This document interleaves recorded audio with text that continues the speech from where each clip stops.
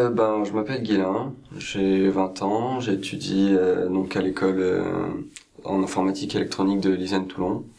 Je viens de Manosque et j'aime bien tout ce qui touche à l'informatique et l'électronique aussi, c'est pour ça que j'ai choisi l'ISEN pour faire mes études. Donc moi je m'appelle Jérémy, j'ai 20 ans, je viens de Puget-Ville, donc je suis également étudiant à l'ISEN. J'ai choisi cette école pour la même raison que Guilain, c'est-à-dire qu'on est tous un petit peu des fanats d'informatique, d'électronique, petits bidouilleurs. En tout genre. Voilà. Alors le projet, on l'a connu par l'intermédiaire de l'ISEN Engineering, donc qui est une association de l'ISEN qui donne des cours pour sur la programmation d'applications Android. Et pas que. Qui font aussi un peu d'électronique, enfin ils touchent un petit peu à tout. Ils ont envoyé un mail donc à l'ensemble des étudiants de l'ISEN pour savoir si des gens étaient motivés pour participer à ce projet-là. Et du coup avec Guilain on se dit pourquoi pas. On l'a vu un peu comme une opportunité, parce que c'est vrai que ça nous donne un aperçu du monde du travail. Au-delà de ça, ça nous permet aussi de sortir un peu du cadre très scolaire, très théorique dans lequel on est quotidiennement. C'est-à-dire que là, on va vraiment toucher à des choses concrètes. Voilà, au lieu de voir les détails très théoriques, du coup, de ce qu'on voit en cours, ça permettait de mélanger vraiment deux matières, donc à la fois l'électronique et l'informatique, c'est quelque chose qu'on n'a pas du tout l'habitude de faire, et c'est assez motivant, c'est assez sympathique. Personnellement, ce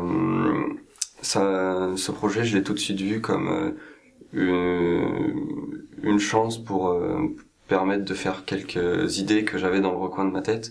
Je sais que Jérémy aussi avait déjà des vues sur ce genre de petits systèmes, mais qu'on n'avait pas du coup, jamais eu l'occasion de se plonger dessus un petit peu, de plancher dessus, voilà. Ouais, c'est vrai que ça nous permettait de mettre un peu en place des idées. C'est vrai qu'on avait déjà, c'est-à-dire avant de choisir le prototype qu'on va vous présenter tout à l'heure, on avait plusieurs idées en tête. On a pas mal débattu là-dessus, parce qu'on avait tous les deux, on avait beaucoup d'idées et pas toutes réalisables. Donc c'est vrai que moi je dirais qu'on est l'équivalent d'une équipe recherche et développement, tout ce qui est plutôt côté technique. Qui essaye de développer des prototypes fonctionnels, en fonction des cahiers des charges.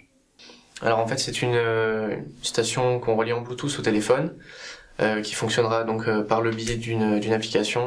Donc pour le moment, ce sera disponible que sur Android, qui permet, en fait c'est une espèce de petite lumière d'ambiance qui fait un dégradé de couleurs. Et en fonction des notifications que reçoive le téléphone, elle va bloquer sur une couleur qui correspond à chaque notification. C'est-à-dire que supposons qu'il y ait une notification Facebook, lors de son dégradé, elle va rester bloquée sur la couleur bleue.